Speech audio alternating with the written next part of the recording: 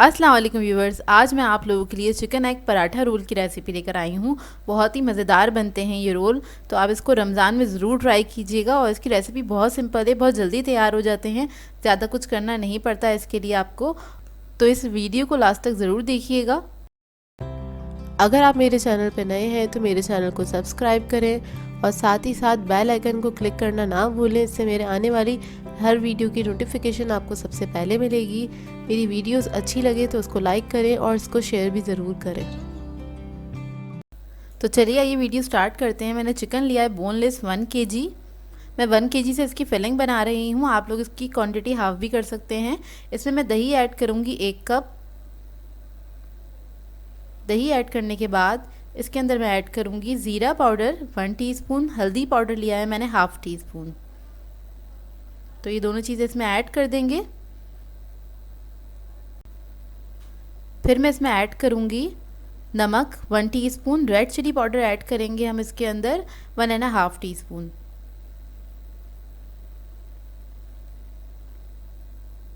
इसके बाद इसके अंदर मैं ऐड करूँगी लहसुन का पेस्ट 1 टेबलस्पून। और फिर मैं ऐड करूँगी इसमें तंदूरी मसाला रेडीमेड 3 टेबलस्पून। किसी भी ब्रांड का यूज़ कर सकते हैं आप, और चाहें तो आप इसके अंदर तिक्का मसाला भी ऐड कर सकते हैं इसकी जगह। और इसके बाद मैं इसमें ऑयल ऐड करूँगी 4 टेबलस्पून। इसको अच्छे से मिक्स करेंगे। मिक्स करने के बाद इसको हम रख देंगे 2 से 3 घंटे के लिए, या फिर आप इसको ओवरनाइट भी रख सकते हैं। इसका मैरिनेशन टाइम जितने देर इसको मैरिनेट करेंगे उतना ही अच्छा ये बन के तैयार होता है, उतनी अच्छा जूसी और टेंडर हो जाता है। तो इसको बस मैं मिक्स कर रही हूँ। मिक्स करने के बाद रख देंगे इसको तकरीबन 2 से 3 घंटे के लिए।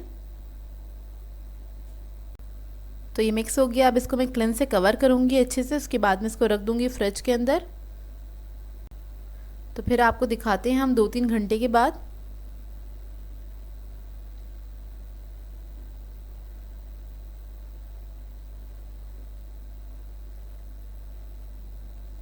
तो देखिए इसको 2 से 3 घंटे हो चुके हैं, बहुत अच्छे से मैरिनेट हो गया है। ये देखिए ये रेडी हो गया। अब इसको हम पका लेंगे। तो इसके लिए एक मैंने कढ़ाई ले ली है, इसको मैंने गरम करने के लिए रख दिया था। अब ये डायरेक्टली सारा मिक्सचर हम इसके अंदर ऐड कर देंगे और इसको हल्का सा खोल लेंगे। अच्छा, इसके अंदर सारी चीज़ें मौजूद हैं, दही वगैरह और तेल भी। तो मैंने कढ़ाई में कुछ भी नहीं ऐड किया है। तो इसको अब मैं कवर करके रख दूँगी पकने के लिए 15 से 20 मिनट तक। इतने इसका पानी भी थोड़ा रिलीज़ हो जाएगा और चिकन काफ़ी हद तक गल भी जाएगा। तो फिर 15 से 20 मिनट बाद दिखाते हैं। तो देखिए 15 से 20 मिनट हो गए हैं इसको पकते हुए। इसको आप मिक्स कर लें अच्छी तरीके से और मीडियम फ्लेम पे इसको कुक किया था। देखिए इसका कितना सारा पानी निकला हुआ है। तब अब इसको मैं कुक करूँगी हाई फ्लेम पे 10 से 15 मिनट तक। इतने इसका पानी जो है बिल्कुल अच्छे से ड्राई हो जाएगा। तो ये देखिए 10 से 15 मिनट हो गए हैं और इसका पानी बिल्कुल ड्राई हो गया है, तेल भी ऊपर आ गया है। तो इसमें थोड़ा बहुत जो मॉइस्चर है उसको भी मैं ख़त्म कर लूँगी। अच्छी तरीके से इसको भून लेंगे। और मैंने ये बनाया है ज़्यादा क्वांटिटी में, 1 किलो का बनाया था। आप लोग चाहें तो हाफ़ क्वांटिटी में भी बना सकते हैं, क्योंकि मैं जो रोल बनाऊँगी तकरीबन हाफ़ क्वांटिटी इसकी इस्तेमाल करूँगी। हाफ़ में रख दूँगी फ्रीज़र में, ताकि मैं नेक्स्ट टाइम इसको इस्तेमाल कर सकूँ, यूज़ कर सकूँ इसलिए। तो ये देखिए गल चुका है चिकन बिल्कुल अच्छे से। अब इन रोल्स के लिए मैं एक सैलेड तैयार कर लेती हूँ मज़ेदार सी। तो उसके लिए मैंने लिया है मेयोनीज़ 3 टेबलस्पून। इसमें मैं ऐड करूँगी केचप 2 टेबलस्पून। नमक ऐड करेंगे इसके अंदर half tea spoon. Sugar add करेंगे 1 टीस्पून। ब्लैक पेपर ऐड करेंगे इसके अंदर हाफ़ टी स्पून। तो इसको अच्छे से मिक्स कर लूँगी मैं। और अगर आप लोग ज़्यादा स्पाइसी खाना चाहते हैं तो आप इसके अंदर हॉट सॉस भी ऐड कर सकते हैं। तो मैं इसके अंदर हॉट सॉस ऐड कर रही हूँ 1 टीस्पून। अच्छे से मिक्स कर लेंगे इसको। तो अब मैं इसमें वेजिटेबल्स ऐड करूँगी। मैंने लिया है खीरा आधा कप, उसको जूलियन कट कर लिया था। बंद गोभी ली है आधा कप, और आधा कप मैंने प्याज ली है, उसको भी मैंने स्लाइसेस में कट कर लिया था। आप लोग चाहें तो और भी वेजिटेबल्स भी ऐड कर सकते हैं।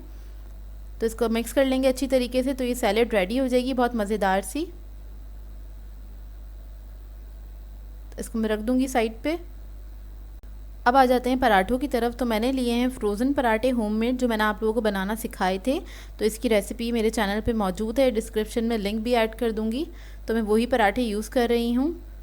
ये अभी अभी मैंने फ्रीज़र से निकाले हैं। तो बस इसको मैं सेक लूँगी अच्छे से।